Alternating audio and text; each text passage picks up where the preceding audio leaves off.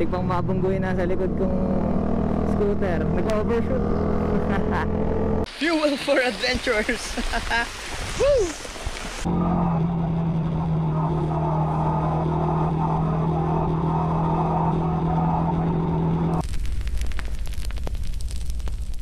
What is up mga bossing? So welcome back to my channel. And grabe, ngayon lang tayo ulit magbabiyahe. Ngayon ay papunta tayo ng Bataan. So nakalimutan ko yung name, pero dati Stella Maris yung name niya. Napuntahan na natin to before sa ating isang vlog. So ngayon ay moto camping tayo. And yan, samahan nyo kami sa aming biyahe. I think 2.5 lang sigurong biyahe to. Walang pahinga. Siguro mga 2 to 3 hours yan, nandun na tayo. So malapit lang siya from Malolos. So nasa Malolos kami ngayon. For now, tara, enjoy natin tong biyahe na to. Flashback. Nung magpapabomba na ako or magpapahangin ako nung gulong ko sa likod ay hindi namin mabuksan yung cap. So ang naging issue daw is nag-umido or nangalawang na yung cap natin. So nag-stock up siya. So kailangan pang tanggalin yung pito, palitan yung pito para mabuksan and mahanginan ulit. End of flashback. So yan, nasa Pampanga na agad tayo. Sobrang bilis, parang 10 minutes lang ata. Shout out sa Kalumpit. Ang ganda ng daan. Kaso yan, magpasok dito sa may Apalit ay pangit na ulit. At least di ba may improvement.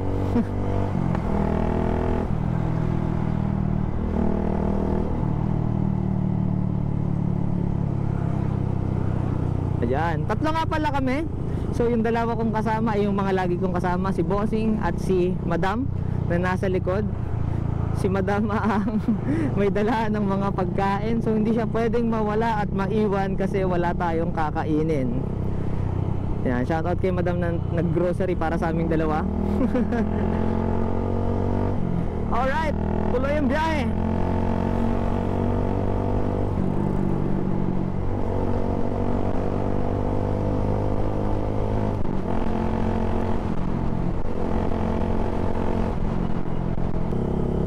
Hanggang dito na pala yung yung tren.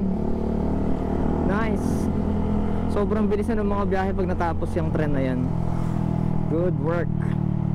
So medyo mag-gloomy nga pala yung panahon mga bossing. Sana ay hindi umulan. So today is August 25. Ayan, Sunday. So hopefully ay hindi umulan. Okay na ganyan, at least makulimlim.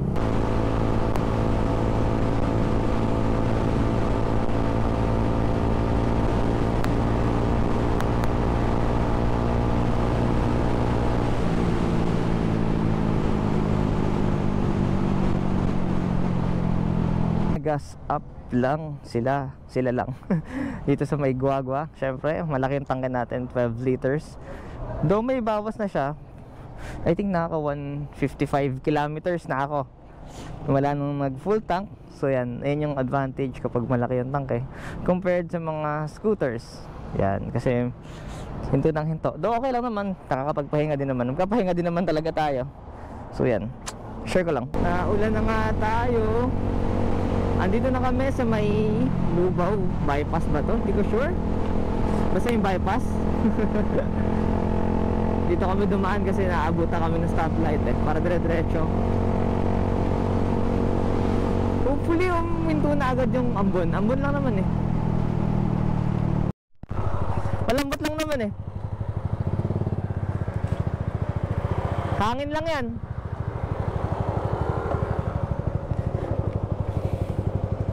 Yan, sabi ko kasi sa kanya ay malambot ang kanyang gulong. Malambot yung gulong niya. Pwede naman patay mo muna para di sayang gas mo. Pwede namang itakbo, pero syempre para mas maganda yung takbo niya. Medyo malambot yung harap Ikaw ba? Tigas. Parang sobrang tigas nga. Hindi, ito sakto lang kasi mabigat yung likod Hindi naman masyado nag-iisbay yung gamit ko. Okay.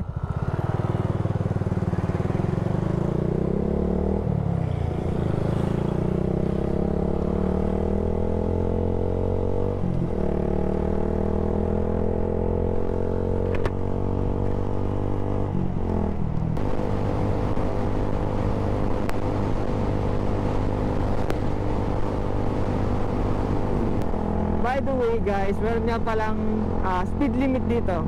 I think 60 lang ata sa motor. Yabang ni Bossing, sinusunod. So yun, libangin niyo yung sarili niyo kung susunod kayo. Pero hindi ko pa ulit nakita yung signage eh. Pero last time na nagpunta kami dito ay maraming signage about dun sa speed limit. And natandaan ko is 60 lang sa motor. Kaya ito kami ngayon 60. Siguro mga 60 to 70. Okay na yan. Alright guys, andito na tayo sa Bagak. Hindi ko sure kung Bagak to pero yun na yung Mount Samat to. Hindi ko rin sure kung nakikita nyo, pero yun na yung Mount Samat. 10 kilometers away. You know.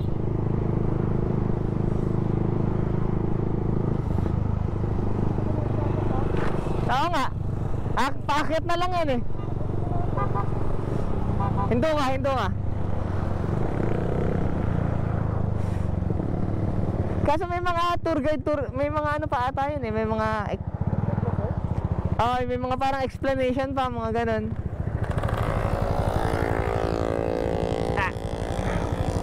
Hindi ko lang alam kung required yun Hindi ko alam kung pwede mag-walk-in tas mag-iikot ka lang.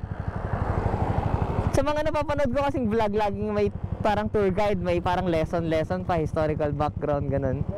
Na medyo matagal yung time.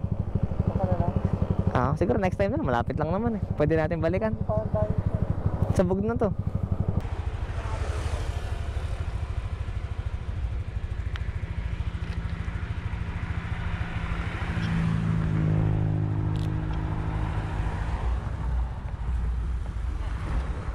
So ayan na ang Mount Samat. Pero nag-decide kami hindi naman na umakyat kasi 3:18 na. Medyo late na. Una bibili pa kami ng konting supplies para sa aming dinner or lahat ng kakainin namin. And then magsiset up pa kami ng camping site namin. So yun, we decided na madali ka lang naman balikan. Hello, bye-bye. At simula na ng mga sigsag.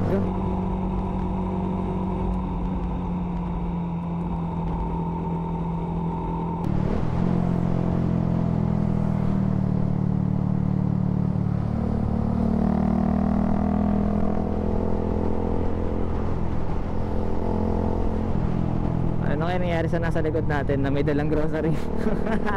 Shoutout kay Madam! Ang martir. Hindi martir. Ang aming nanay. Aming kuya. Saan na yun?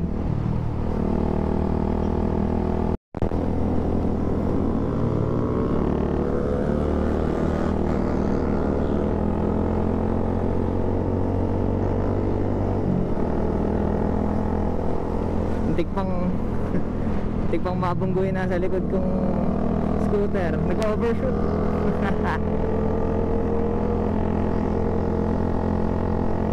Kaya ingat-ingat din kapag hindi kabisado ang daan, lalo kapag first time. Muntik na niyang makita si Lord.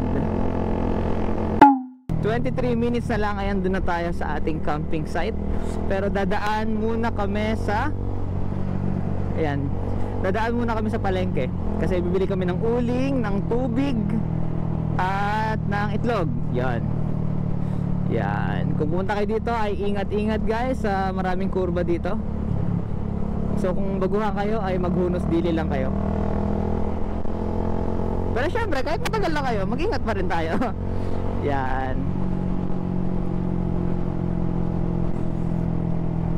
Expect nyo na maraming curve at zigzag yung daan.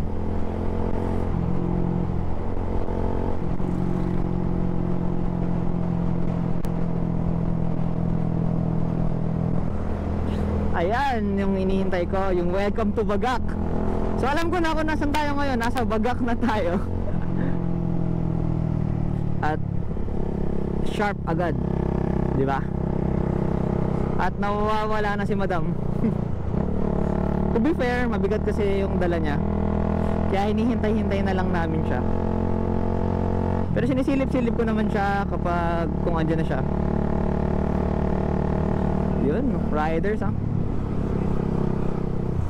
So mataas-taas na tayo dahil medyo nabibingi na ako.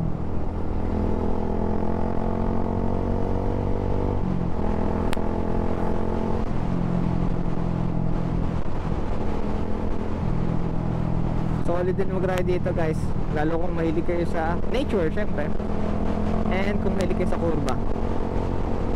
Pero kung makikita nyo naman ay hindi naman ako yung mga tipong sumasayad yung tuhod, never natin ginawa yun. Yung saktong banking lang ba, saktong cornering lang na safe pa.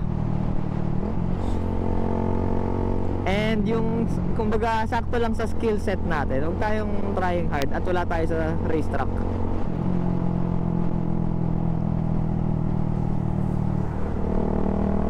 Kasi maglilin at maglilin ka naman talaga. Lalo kapag nakasiko yung curve. Unless 20 or 30 lang yung takbo mo. Yun, pwede kang dumiretso. Okay guys, for now ay kakaliwa kami dahil pupunta kami sa may palengke. Pero dito yung daan pa campsite. So ito ay pabagak town proper. Yun yung mga pamorong, ayun, papunta yun dun eh. Pero dahil punta kami ng palengke, dito muna kami. So yun dinaanan natin ay yun yung shrine. Hindi ko alam kung bagak shrine ba, morong shrine. Lagay ko na lang dyan kung ano yung tawag dun sa shrine na yun. Yan, maganda rin magpicture dun. Grabe, provincia feels dito ah. So papunta tayo sa downtown I think ng Bagak. Anong simbahan kaya to? Mukhang lumang luma na to ah. Yung mga stone churches pa talaga no. Uy, nice. Parang sa vegan ah. Tsaka sa may Nueva Ecija. Ano sa Little Vegan yan. Nice. Josesan Shrine something. Tulungan mo na lang ako mag center stand.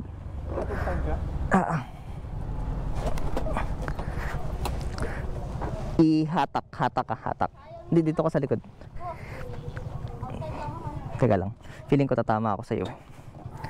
Iyan. 1, 2, 3. Uy, bigat no.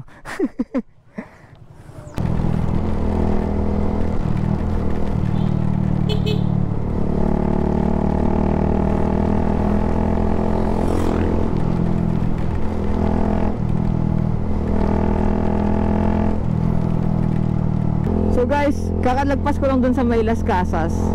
Magkatabi lang pala sila kasi after nun, after nitong bumaba dito, ayun na yung pakaliwa or papasok dun sa may camping site namin. Nakalimutan, di ko lang mabanggit dati kasi Stella Maris yung pangalan niya, pero parang pinalitan na ata ngayon. And dito yung entrance niya pag ganun, andun pa kasi yung dagat eh. And then kapag diniretso nga nyo nga pala to is Morong to.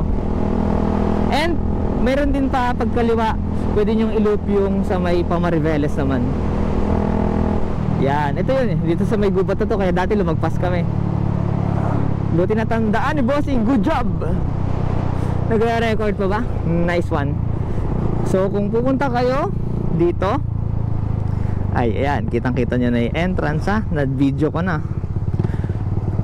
Beach resort is now open. Yan. At may entrance na siya, I guess.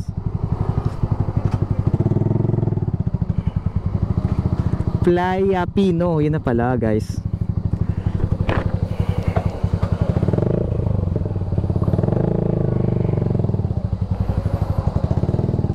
And ito yung kanilang mga rates. Yan, tent space only, 300 kami. Yan. So may mga cottages din and room rate. So may entrance fee na 150. Ay, hindi, overnight pala kami. So 250 kami. Yan.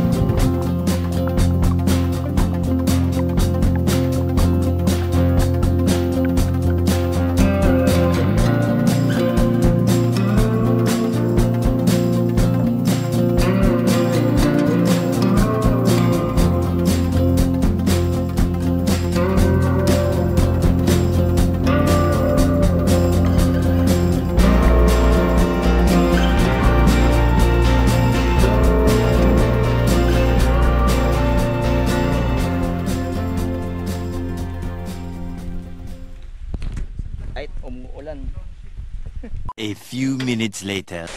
Alright, So nice, di ba? Ang lakas ng ulan, no? Baha agad, oh. Fuel for adventurers. Woo! Napakuha tuloy kami ng cottage. Hindi namin alam kung magte-tent pa kami. Siguro kung hihinto maya-maya. We'll see about that.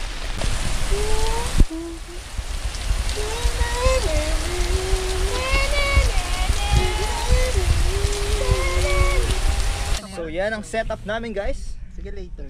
Yan, tuto time. Bago umulan ulit at kumukulog na.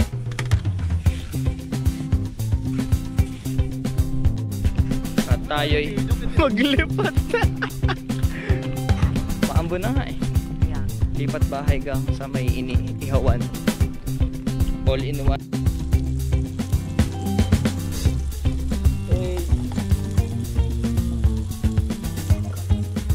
Basing ilawan mo. Ilawan mo.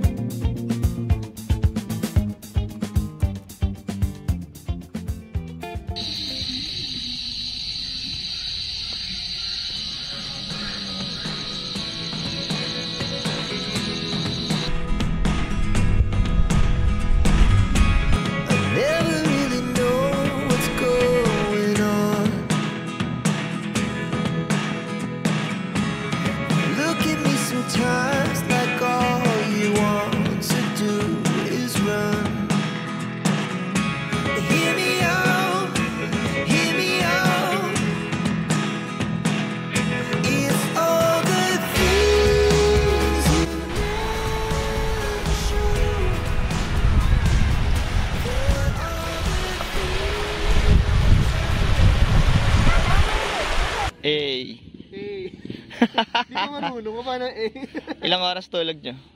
Ako, nakatulog naman ako. Halata naman, may patunay ako. Nagigising na ako, mag-girit. May muy birit na malakas. Masyadong malakas yung apoy, kaya nilayo namin, binaba namin. Yun, pa sunrise na. Matagal lang sunrise dito kasi nasa kabilang side to, no? Ay, oo, tama. So yan ang ating breakfast. Maling to, no? Maling na durog, maling na hilaw, maling na niluluto, hotdog kagabi, itlog, cup noodles and rice. Yan. Si Chef Girl Boy Negro. Siyempre, patuyo muna tayo ng mga gamit. Yan, kasi di ba nabagyo tayo kahapon. Yan, habang may araw, patuyuin na natin. So, solid. Si Sad Boy. Basing. Uy. For sale po ito, 30% discount this month of August. Medyo sariwa pa po, 30 years old.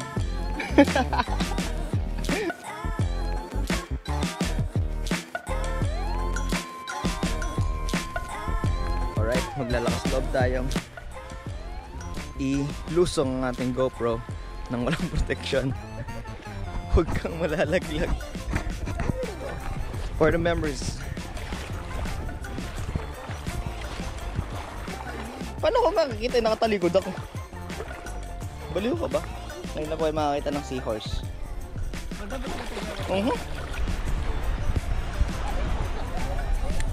Tingnan mo, sayang pagkapati ng lecho. Hayaan mo na dagat. Dagat to eh. Dito ako nakatira eh. Dito ka Dito siya nakatira. Umahon lang ako mula sa kaharian namin. Tandaan mo, naka-record yan. Kaharian ng mga seaweeds. Ng mga seaweeds. Seahorse? Ay, seaweeds nga. Shoutout po sa lahat ng subscribers ko. Ano masasabi mo? Wala lang. Happy 20th. Tinatamad na ako mag-vlog. 2K na ba? 2K ka na. Ito naman, nakasipin ka na. Ngayon, tinatamad ka na naman. Sabagay, dumadating naman talaga dito. Tignan mo kasi yung ginagawa ko sa buhay. Kaya nga.